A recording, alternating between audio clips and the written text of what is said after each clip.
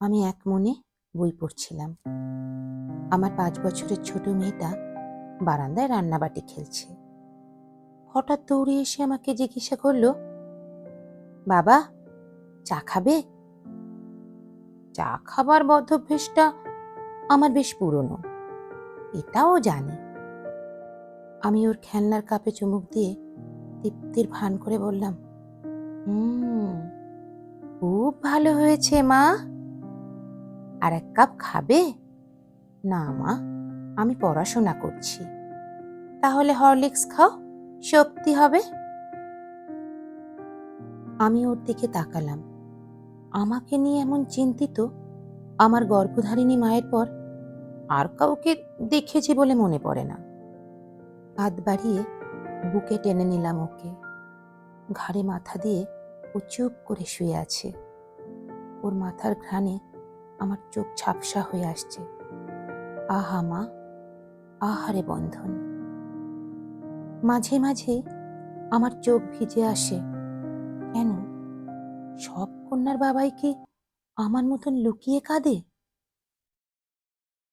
আমার বিয়ের দিন বিদায় বেলায় আমার শ্বশুর তার মেয়েকে বুকে জড়িয়ে কেঁদেছিলেন।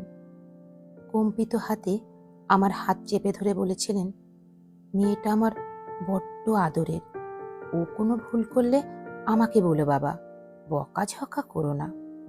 আমি সুবোধ বালকের মতন মাথা নেড়েছিলাম। ঠিক আছে বাবা। আমি আমার কথা রাখিনি। সংসার জীবনের টানাপোড়েনে আমি আরেকজনের কন্যাকে কাঁদিয়েছি, বকাঝকাও করেছি। আমি জানি আমার স্ত্রী এগুলো মনে রাখে না। সে এখন একমাত্র আমার সংসার নিয়েই চিন্তিত। এর বাইরে তার মাথায় কিছু কাজ করে না। সে তার বাবার বলাই থেকে বের হয়ে এসে তৈরি করেছে আলাদা এক বৃত্ত। সেই বৃত্তের কেন্দ্রে শুধুই আমার 2 সন্তান আর প্রচণ্ড ব্যস্ত আমি। তার পৃথিবীটা আজ শুধুমাত্র আমাদেরকে ঘিরেই আবর্তিত হয়। ভাবলে অবাক লাগে, কি আত্মত্যাগটাই না একজন নারী করে তার সংসারের জন্য। আমার ছোট্ট মেয়েটাও একদিন আমাকে কাঁদিয়ে আর এক বৃত্তে চলে যাবে।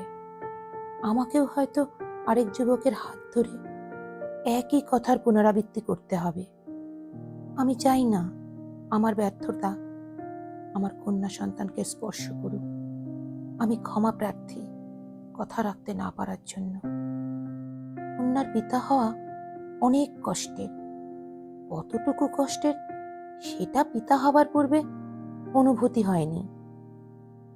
আমার চোখের কোণায় অশ্রু গাঢ় হচ্ছে। আমার ছোট্ট মেয়েটা খুবই অস্থির হয়ে উঠেছে। ভ্রু কুঁচকে পড়ার চেষ্টা করছে এক অপরাধের জবানবন্দি। ওর চোখেও অশ্রু।